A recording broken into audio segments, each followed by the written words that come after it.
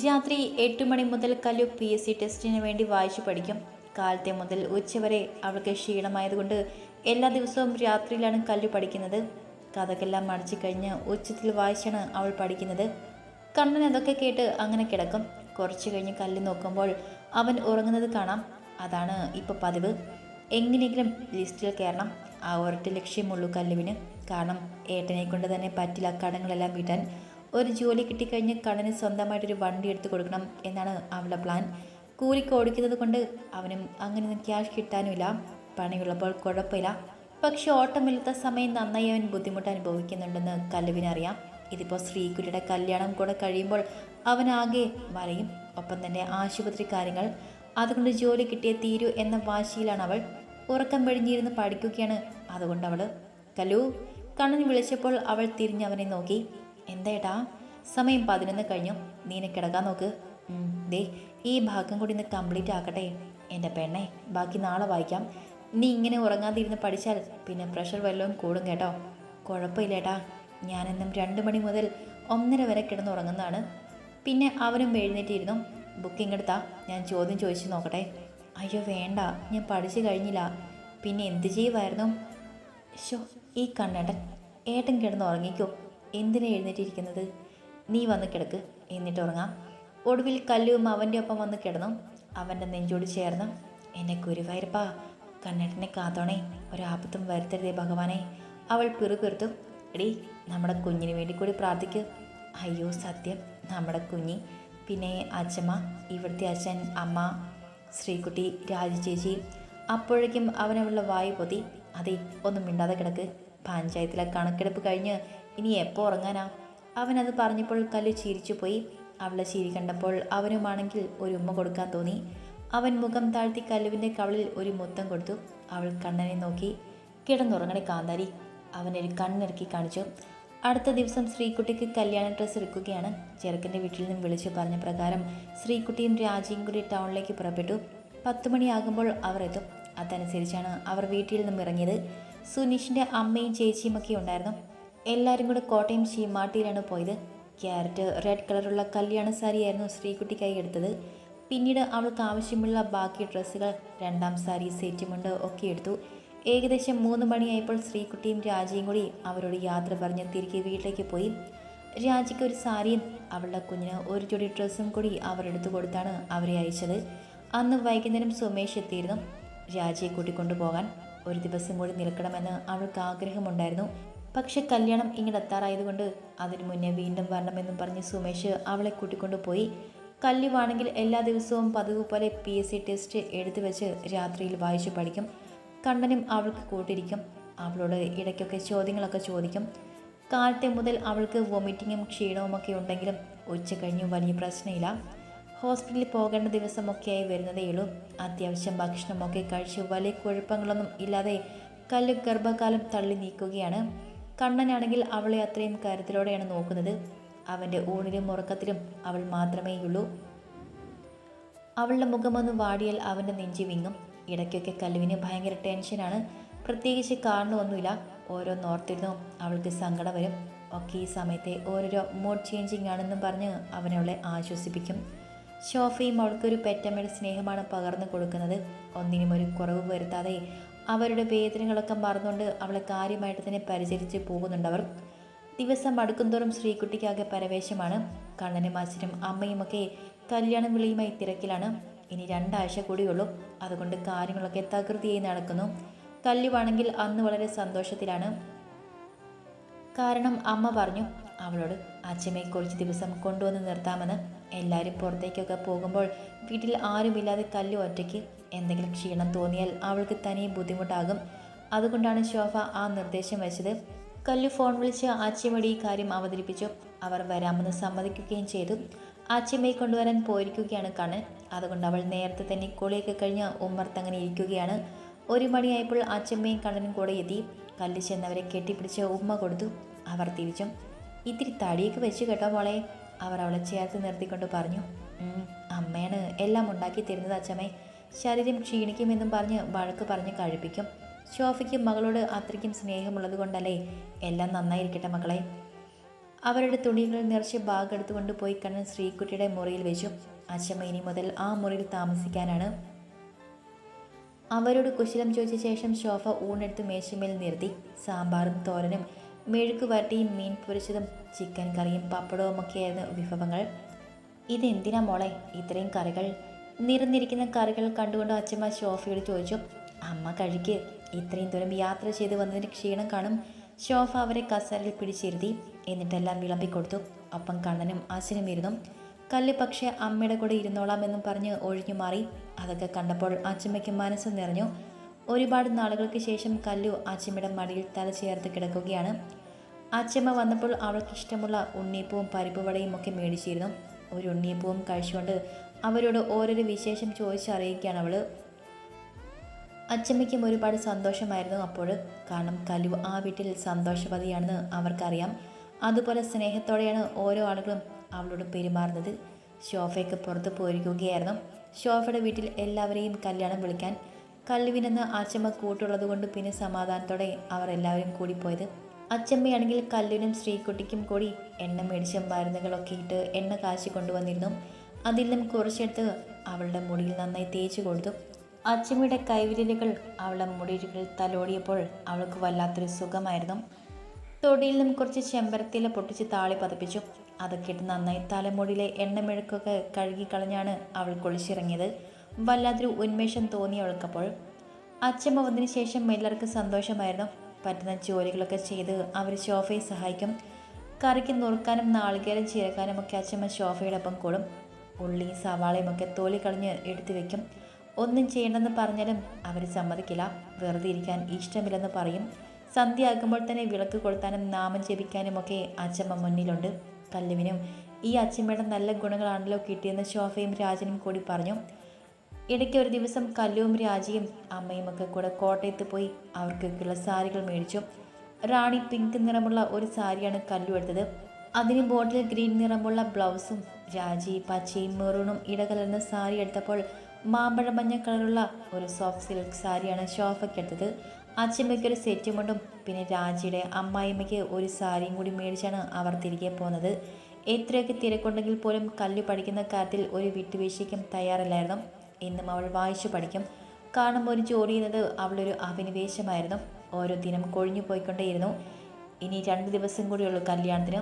രാജിയും കുടുംബവും പിന്നെ ഷോഫയുടെ അനീതിമാരായ രേഖ ജലജ ഒക്കെ കുടുംബസമേതം എത്തിയിട്ടുണ്ട്. എല്ലാവരും കല്ലുവിന് പലഹാരമൊക്കെ മേടിച്ചാണ് എത്തിയത്. രേഖയാണെങ്കിൽ ഒരുപാട് ഉപദേശമൊക്കെ കൈമാറുന്നുണ്ട് ഷോഫയോട്. പക്ഷെ അവർ ഒന്നും കേട്ടതായി പോലും ഭാവിച്ചില്ല. കാരണം അവർക്ക് വലുത് അവരുടെ മകൻ്റെ കുഞ്ഞും മരുമകളുടെ ആരോഗ്യവുമായിരുന്നു. കണ്ണനാണെങ്കിൽ ഓരോ കാര്യങ്ങൾക്കും ഓടിയോടി നടന്നു വലഞ്ഞു. പിന്നെ രാജിയുടെ ഭർത്താവ് സുമേഷുമുണ്ട് അവൻ്റെ ഒപ്പം സഹായത്തിനായി. ശ്രീകുട്ടി ബ്യൂട്ടി പാർലറിൽ പോയി ഫേഷ്യലൊക്കെ ചെയ്ത് സുന്ദരിയായിട്ടിരിക്കുന്നു. സുനീഷ് അവളെ ഇടയ്ക്കെല്ലാം ഫോൺ വിളിച്ച് സംസാരിക്കാറുണ്ട്. അതുകൊണ്ട് രണ്ടാളും തമ്മിൽ മാനസികമായി ഒരടുപ്പവും ഉടലെടുത്തു. ശ്രീകുട്ടിയുടെ ഡ്രസ്സ് ഒഴികെ ബാക്കി എല്ലാവരുടെയും തയ്ച്ച് ഷോഫയായിരുന്നു. കല്ലുവിൻ്റെ ബ്ലൗസൊക്കെ വളരെ നന്നായാണ് അവർ തുന്നിയത്. എല്ലാവർക്കും വളരെയധികം ഇഷ്ടമായിരുന്നു അത്. കല്യാണത്തലേന്ന് പെണ്ണുള്ള ഡ്രസ്സായിട്ട് ചെക്കൻ്റെ പെങ്ങളും കുറച്ച് ആളുകളും എത്തി. രാജിയും കല്ലുമൊക്കെ കൂടി അവരെയൊക്കെ സ്വീകരിച്ചു. മഞ്ഞ നിറമുള്ള ഒരു ധാവണി അണിഞ്ഞാണ് ശ്രീകുട്ടി നിന്നത്. മൈലാഞ്ചിടുന്ന ചടങ്ങ് ചെറിയ രീതിയിൽ പ്ലാൻ ചെയ്തിട്ടുണ്ടായിരുന്നു. അതൊക്കെ കഴിഞ്ഞ് ചെക്കൻ്റെ വീട്ടുകാർ എല്ലാവരും സന്തോഷത്തോടെ നാളെ കാണാമെന്ന് ശിഫാഫ്തി പ്രതീക്ഷയിൽ മടങ്ങി. കണ്ണൻ കുറച്ച് കൂട്ടുകാരൊക്കെ വന്നിട്ടുണ്ടായിരുന്നു. ചെറിയൊരു പാർട്ടി കണ്ണൻ അവർക്കൊക്കെ സെറ്റാക്കിയിരുന്നു. കപ്പ ബിരിയാണിയും കൂട്ടി എല്ലാവരും കഴിച്ചത്. അങ്ങനെയാകെ സന്തോഷം നിറഞ്ഞ ഒരു രാത്രിയായിരുന്നു അത്. ഇടയ്ക്ക് കല്ല് വന്ന് കണ്ണനെ നോക്കിയപ്പോൾ അവൻ ലേശം സ്മോൾ അടിക്കുന്നതാണ് കണ്ടത്. അവൾക്കത് കണ്ട് ദേഷ്യം വന്നു. അവൾക്ക് മനസ്സിലായി എന്ന് തോന്നിയതും കണ്ണൻ വേഗം അവളെ പിന്നാലെ പോയി. കല്ലുവിൻ്റെ അച്ഛമ്മ ശ്രീകുട്ടിക്ക് ഒരു ജോഡി കമ്മലാണ് സമ്മാനമായി കൊടുത്തത്.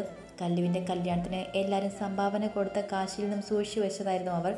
പിന്നെ കുറച്ച് പൈസ ഉഷയും കൊടുത്തു. അതൊക്കെ സ്വരുക്കൂട്ടിയാണ് അവർ ഇവിടേക്ക് വരുന്നതിന് മുൻപ് ഉഷയെ വിട്ട് കമ്മൽ മേടിപ്പിച്ചത്. കല്ലുവിനോട് പോലും പറയാതെ സൂക്ഷിച്ചു വെച്ചിരിക്കുകയായിരുന്നു അച്ഛമ്മ. എൻ്റെ അച്ഛമ്മേ, ഇതൊന്നും എനിക്ക് വേണ്ട, അച്ഛമ്മയുടെ സ്നേഹം മാത്രം മതി.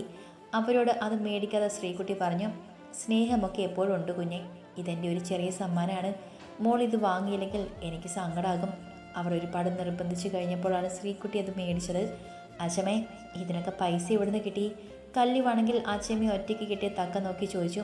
അവർ പറഞ്ഞപ്പോൾ അവളുടെ കണ്ണ് നിറഞ്ഞു. എൻ്റെ മോള് വന്നു കഴിഞ്ഞുള്ള ആദ്യത്തെ ചടങ്ങല്ലേ, അതൊരിക്കലും മോശമാകാൻ പാടില്ല. നിന്റെ കുടുംബത്തിൽ നിന്നും എന്ത് കിട്ടിയെന്ന് നാളെ ഈ കല്യാണം കഴിയുമ്പോൾ എല്ലാവരും ശോഭയോട് ചോദിക്കും. ആരുടെയും മുന്നിൽ എൻ്റെ കുട്ടി തല കൊണിച്ച് നിൽക്കരുത്. അതുകൊണ്ടാണ് അച്ഛൻ ഇത് മേടിച്ചത്. എന്നാലും അച്ഛമ്മേ, എന്തൊക്കെ കൊടുത്താലും ഒന്നും മതിയാവില്ല മോളെ. അത്രയ്ക്ക് സ്നേഹത്തോടെയല്ലേ നിന്നെ ഇവിടെയുള്ളവരൊക്കെ നോക്കുന്നത്. ശ്രീകുട്ടിയാണെങ്കിൽ എന്തൊരു കാര്യമായിട്ടാ എൻ്റെ കുട്ടിയോട് പെരുമാറുന്നത്. ഈ ചെറിയ സമ്മാനമെങ്കിലും കൊടുത്തില്ലെങ്കിൽ എനിക്കൊരു സമാധാനം ഉണ്ടാവില്ല മോളെ. എനിക്കറിയാം അച്ഛമ്മേ, പക്ഷെ അച്ഛമ്മയ്ക്ക് എന്തെങ്കിലും ആവശ്യം വന്നാൽ അതൊക്കെ എങ്ങനെ നടന്നു പോകും. ഈശ്വരനല്ലേ കൂടെയുള്ളത്. മോളൊന്നും ഓർത്ത് വിഷമിക്കണ്ട. അവർ അവളുടെ തലമുടിയിൽ തലോടിക്കൊണ്ട് പറഞ്ഞു. നേരം ഒരുപാടായി കല്ലു, പോയി കിടക്കാൻ നോക്ക്. അച്ഛമ്മയും കിടക്കട്ടെ, കാലത്തെ എഴുന്നേൽക്കേണ്ടതല്ലേ മോളെ. ശോഭ വന്ന് പറഞ്ഞപ്പോൾ അവൾ എഴുന്നേറ്റ് മുറിയിലേക്ക് പോയി. കണ്ണൻ്റെ കുറച്ച് കൂട്ടുകാർ പിരിഞ്ഞു പോയപ്പോൾ രാത്രി ഏറെ വൈകിയിരുന്നു. കണ്ണനും ഇത്തിരി ഫോമിലാണ്. ഇടയ്ക്കൊക്കെ എല്ലാവരും കൂടുമ്പോൾ മാത്രമേ അവനും കുടിക്കാറുള്ളൂ. കല്ലുവിന് തനിച്ച് കിടന്നിട്ട് ഉറക്കം വരാത്തത് കാരണം അവൾ പുസ്തകം വായിച്ചുകൊണ്ടിരിക്കുകയാണ്. കണ്ണൻ ഓർത്തത് അവൾ ഉറങ്ങിക്കാണുമെന്ന്. റൂമിലെത്തിയപ്പോഴാണ് കണ്ടത് ഉറങ്ങാതിരുന്ന് പഠിക്കുന്ന കല്ലുവിനെ. കല്ലുമോളെ, അവൻ്റെ പിടിയശക്കെടുത്തും അവൾ തിരിഞ്ഞു നോക്കി. ഇതുവരെ ഉറങ്ങിയില്ലടി കാന്താരി. അവൻ സ്നേഹത്തോടെ അവളുടെ അടുത്തേക്ക് നടന്നു വന്നു. തിരിച്ചവൾ തീ പാർന്ന ഒരു നോട്ടം നോക്കി അവനെ. ഈശ്വര, കയ്യിന്ന് പോയി. പിറുപിറുത്തുകൊണ്ട് കണ്ണൻ അവളുടെ അടുത്ത് വന്ന് അവളെ നീലിച്ച് കാണിച്ചു. എന്താ കഴിഞ്ഞോ നിങ്ങളുടെ പള്ളി സേവ? നിങ്ങളോ? എന്താടി നീ എന്നെ വിളിച്ചത്? ഞാൻ ചീത്തയൊന്നും അല്ലല്ലോ വിളിച്ചത്. നിങ്ങളൊന്നല്ലേ. ഇത്രയും നാളും കണ്ണേട്ടാന്നുള്ള നിന്റെ വിളിയിൽ തേൻ ഊറുമായിരുന്നു. അതുകൊണ്ട് ചോദിച്ചതാ. ആ തേൻ മുഴുവനും ഞാൻ ഊറ്റിക്കളഞ്ഞു. എന്തേ? അച്ഛയുടെ കൺമണി കേട്ടോ ഈ അമ്മ പറയുന്നത്? അവൻ പെട്ടെന്ന് കല്ലുവിൻ്റെ മുന്നിൽ മുട്ടുകുത്തി. എന്നിട്ട് അവളുടെ വയറിന്മേൽ മുഖം പൂഴ്ത്തി. പെട്ടെന്നുള്ള അവൻ്റെ പ്രവൃത്തിയിൽ കല്ലു ഒന്ന് പകച്ചുപോയി. അച്ഛയുടെ സുന്ദരിക്കുട്ടി എന്നെടുക്കുവാ. ഈ വഴക്കാളി അമ്മയോട് കൂട്ടുകൂടണ്ട കേട്ടോ പൊന്നെ. അവൻ കുഞ്ഞിനോട് പറയുന്ന കേട്ട് കല്ലു ചിരിച്ചുപോയി. ഓ, ഇപ്പോഴാണ് സമാധാനമായത്. എന്നെ കാന്താരി ഒന്ന് ചിരിച്ചല്ലോ. കണ്ണൻ എഴുന്നേറ്റ് അവളെ ചേർത്ത് പിടിച്ചു. കണ്ണേട്ടാ, എന്താടാ പൊന്നെ? തീ ഓവറാകുന്നുണ്ട് കേട്ടോ. ഇല്ലടി, സത്യമായിട്ടും 2 പേർക്ക്. വെറുതെ. നീയാണേൽ അല്ലെങ്കിൽ വേണ്ട, ഞാനാണേൽ സത്യം. അവൻ സ്വന്തം നെറുകിൽ കൈവയ്ക്കാൻ തുടങ്ങിയതും കല്ലു അവൻ്റെ കയ്യിൽ കയറി പിടിച്ചു. വേണ്ട കേട്ടോ, വെറുതെ കള്ളസത്യം ചെയ്യണ്ട. വന്ന് കിടക്കാൻ നോക്ക്. നീ കിടന്നോ, ഞാൻ കുളിച്ചിട്ട് വരാം. കുളിക്കാനോ? ഇപ്പോഴോ? നേരെ എത്രയെന്ന് നിങ്ങൾക്ക് എന്തെങ്കിലും നിശ്ചയമുണ്ടോ മനുഷ്യ? ഇളക്കി കൈയും കുത്തി അവൾ അവനെ നോക്കി. എത്രയായി? അവനും അപ്പോഴാണ് ഫോൺ എടുത്ത് നോക്കിയത്. വെളുപ്പിന് 1 മണിയായിരുന്നു. ഈശ്വര, ഇത്രയും നേരമായോ? പിന്നല്ലാതെ. കണ്ണൻ എന്തി അറിഞ്ഞില്ലേ? ഇല്ല കല്ലു, ഇത്രയും നേരമായോ? ഇനി 5 മണിക്ക് എഴുന്നേൽക്കണം. ഓഡിറ്റോറിയത്തിൽ പോകണം. അവൻ തലച്ചൊറിഞ്ഞിട്ട് അവളെ നോക്കി. വന്ന് കിടക്കാൻ നോക്ക്. അവൾ കട്ടിൽ കയറി കിടന്നു കഴിഞ്ഞു. കല്ലു അവളുടെ അടുത്തായി വന്ന് കിടന്നുകൊണ്ട് അവൻ വിളിച്ചു. സോറിടാ. അവൻ്റെ ശബ്ദം ആർദ്രമായി. എന്താ കണ്ണേട്ടാ? അവൾ കണ്ണിൻ്റെ നിരക്ക് തിരിഞ്ഞു. നീ ഇത്രയും നേരം ഉറങ്ങാതെ ഇരിക്കുമെന്ന് ഓർത്തില്ല. സോറി കല്ലു. ഓ, എന്തൊരു സ്നേഹം. കിടന്നുറങ്ങാൻ നോക്ക്. അല്ലടി, ഞാൻ കാര്യമായിട്ട് പറഞ്ഞതാ. ഓക്കെ, വരവ് വെച്ചു കേട്ടോ. അവൾ കണ്ണുകളടച്ച് കിടന്നു. കാലത്തെ 5 മണിയായപ്പോൾ കണ്ണൻ എഴുന്നേറ്റ് കല്യാണ സ്ഥലത്തേക്ക് പോയി. ഒപ്പം തന്നെ ശ്രീകുട്ടിയും രാജയും ബ്യൂട്ടി പാർലറിലേക്കും. കല്ലു കുറച്ച് കഴിഞ്ഞ് വന്നോളാമെന്നാണ് പറഞ്ഞത്. കല്ലുവിനും രാജിക്കും സാരിയൊക്കെ കൊടുക്കാനാണ് അവിടേക്ക് പോകുന്നത്. 7 മണിയൊക്കെ ആയപ്പോൾ കാലത്തെ കഴിക്കാനുള്ള ഭക്ഷണം എത്തി. സുമേഷും രാജനും കൂടെ അതെല്ലാം മേടിച്ചു വെച്ചു. ആളുകളൊക്കെ എത്തിത്തുടങ്ങി. ഏകദേശം 7 മണി കഴിഞ്ഞപ്പോൾ കണ്ണൻ രണ്ടാമത് ഒന്നുകൂടെ വന്ന് കല്ലുവിനെ പാർലറിലേക്ക് കൊണ്ടുപോയി. മന്ത്രകൊടി ചുറ്റിയ ആഭരണങ്ങളൊക്കെ അണിഞ്ഞു നിൽക്കുന്ന ശ്രീകുട്ടിയെ കണ്ടപ്പോൾ കല്ലു ഓടിച്ചെന്ന് അവൾക്ക് കെട്ടിപ്പിടിച്ച് ഉമ്മ കൊടുത്തു. കൊള്ളാമോ കല്ലു? പിന്നെ സുന്ദരിയായിട്ടുണ്ട്. അവൾ വിരൽ ഉയർത്തി സൂപ്പർ എന്ന് കാണിച്ചു. പിന്നീട് കല്ലുവിനെയും രാജയും ഒക്കെ അവർ ഒരുക്കി. കല്ലുവും സാരി ഉടുത്ത് ഒരുങ്ങിയപ്പോൾ നല്ല മിടുക്കിയായിരുന്നു. കണ്ണനാണ് എല്ലാവരെയും കൂട്ടിക്കൊണ്ട് പോകാനെത്തിയത്. കല്ലുവിനെ കണ്ടതും കണ്ണൻ്റെ മുഖം ഇരുണ്ടു. അതവൾക്ക് മനസ്സിലാവുകയും ചെയ്തു. പക്ഷെ കാരണം അറിഞ്ഞൂടാ. ശ്രീകുട്ടിയും രാജയും വാ തോരത്ത് സംസാരിക്കുകയാണ്. കണ്ണൻ്റെ മൗനം കല്ലുവിന് ചെറിയ വേദനയുളവാക്കി. താൻ ഒരുങ്ങിയത് ഇഷ്ടമായില്ലയാവോ? എത്ര ആലോചിച്ചിട്ടും ഒന്നും മനസ്സിലാകുന്നില്ല. എൻ്റെ കൃഷ്ണ, ഇപ്പം എന്താണാവോ? വീട്ടിലെത്തിയതും പെണ്ണിനെ കാണാൻ എല്ലാവരും കൂടി ഓടി വന്നു. ശോഭ നിറം വീഴികളോടെ മകളെ നോക്കി. കൊള്ളാവോ അമ്മേ? നന്നായിട്ടുണ്ട് മോളെ. അമ്മേ, ഞാനോ? രാജിയും അമ്മയോട് ചോദിച്ചു. നീയും കൊള്ളാം. കല്ലുമോൾ എന്തിയേ? അവൾ മുറിയിലേക്ക് പോയി, അച്ചമ്മ പറഞ്ഞു. അവൾ കണ്ണൻ വിളിച്ചപ്പോൾ പിന്നാലെ പോയതായിരുന്നു. മുറിയിലേക്ക് കയറി കണ്ണൻ വേഗം വാതിലടച്ച് കുറ്റിയിട്ടു. എന്താ കണ്ണേട്ടാ? നിനക്ക് മനസ്സിലായില്ലേ? ഇല്ല. എന്താണ്? അവൻ അവളെ കണ്ണാടിയുടെ മുന്നിൽ കൊണ്ടുവന്ന് നിർത്തി. എന്നിട്ട് അല്പം സിന്ദൂരം എടുത്ത് അവൾ നെറുകിൽ ചാർത്തി. ഓ, എൻ്റെ ഗുരുവായൂരപ്പാ, ഞാൻ വിഷമിച്ചതിന് കണക്കില്ല. അവൾ ആശ്വാസത്തോടെ നെഞ്ചിൽ കൈവച്ചു. എന്താ ഇത്രയ്ക്ക് വിഷമിച്ചത്? ഏട്ടൻ്റെ മുഖം വല്ലാണ്ടിരുന്നപ്പോൾ ഞാൻ പേടിച്ചു പോയി. ഞാൻ വിചാരിച്ചു നീ എന്നെ മറന്നെന്ന്. ഷോ, ഈ കണ്ണേട്ടൻ. അവിടെ സിന്ദൂരം ഒരു ഡാർക്ക് മെറൂൺ നിറമുള്ളതായിരുന്നു. എനിക്കിഷ്ടമായില്ല. അതുകൊണ്ടല്ലേ. അവൾ അവൻ്റെ കവിളിൽ രണ്ടും പിടിച്ചു വലിച്ചു. കണ്ണേട്ടാ, ഞാൻ കൊള്ളാവോ? പിന്നെ എൻ്റെ കല്ലൂസല്ലേ ഏറ്റവും സുന്ദരി. ചുമ്മാ അല്ലടി, സത്യം. അവൻ അവളെ നോക്കി കണ്ണിറക്കി. ഞാനെന്നാ അങ്ങോട്ട് ചെല്ലട്ടെ. പിന്നെ ഒരു കാര്യം കൂടി. എന്തായിട്ടാ? ഈ വയറുമൊക്കെ ഒന്ന് മറച്ചു പിടിച്ചോ. എനിക്ക് കാണാനുള്ളതൊക്കെ വേറെ ആരും കാണണ്ട. സാരിക്കിടയിൽ കൂടി കാണാവുന്ന അവളുടെ വയറിന്മേൽ നിന്ന് തോണ്ടിക്കൊണ്ട് കണ്ണൻ അവളെ ഓർമ്മിപ്പിച്ചു. ഷോ, ഈ കണ്ണേട്ടൻ. അവനെ തള്ളി മാറ്റിയിട്ട് വാതിൽ തുറന്ന് കല്ല് പുറത്തേക്ക് പോയി. അച്ചമ്മയും ഷോഫയും ഒക്കെ കല്ലുവിനെ നോക്കി നന്നായിട്ടുണ്ടെന്ന് പറഞ്ഞു. 10 മണിയായപ്പോഴായിരുന്നു എല്ലാവരും അമ്പലത്തിലെ ഓഡിറ്റോറിയത്തിലേക്ക് പുറപ്പെട്ടത്. അച്ഛനും അമ്മയ്ക്കും രാജിക്കും ഒക്കെ ദക്ഷിണ കൊടുത്തപ്പോൾ കല്ലു വിങ്ങിപ്പൊട്ടി. പക്ഷെ കണ്ണൻ്റെ മുന്നിൽ അവൾ കരഞ്ഞുപോയി. അവൻ്റെയും കണ്ണ് നിറഞ്ഞു. അനീതിക്കുട്ടിയെ ചേർത്ത് പിടിച്ചപ്പോൾ അവനും ഒരുപാട് സങ്കടമായി. 11-നും 11:30 ഇടയ്ക്കായിരുന്നു താലികെട്ട്. രാജനാണ് മകളുടെ കൈ പിടിച്ച് സുനീഷിനെ ഏൽപ്പിച്ചത്. പാവം, അച്ഛൻ്റെ കൈകൾ വിറകൊള്ളുന്നത് ശ്രീകുട്ടി അറിഞ്ഞു. ഈശ്വര, എന്നും കൂടെ ഉണ്ടാവണേ. എല്ലാ ആപത്തിലും രക്ഷിച്ച് നല്ലൊരു ജീവിതം നൽകണേ. സുനീഷിൻ്റെ താലി ഏറ്റുവാങ്ങുമ്പോൾ മൂകമായി അവളും പ്രാർത്ഥിച്ചു. കുടുംബത്തിലെ ലാസ്റ്റ് കല്യാണമായതുകൊണ്ട് അത്യാവശ്യം ആർഭാടമായിട്ട് തന്നെയായിരുന്നു ചടങ്ങുകളൊക്കെ. രാജിയാണെങ്കിൽ അനുജത്തിക്ക് ഒരു വളയായിരുന്നു ഇട്ടത്. സുമേഷിൻ്റെ അമ്മയാണ് മണ്ഡപത്തിൽ കയറി അവൾക്കതിട്ട് കൊടുത്തത്. 2 തരം പായസം കൂട്ടിയായിരുന്നു ഊണ്. ആരും കുറ്റമൊന്നും പറയാത്ത കുഴപ്പമില്ലാത്ത സദ്യയായിരുന്നു. ഫോട്ടോ എടുക്കലും സദ്യയുമൊക്കെ കഴിഞ്ഞ് 2 മണിയുടെ ചെക്കനും പെണ്ണും പുറപ്പെട്ടത്. എല്ലാവരുടെയും അനുഗ്രഹാശംസയോടെ അങ്ങനെ ശ്രീകുട്ടി സുനീഷിൻ്റെ ഒപ്പം യാത്രയായി.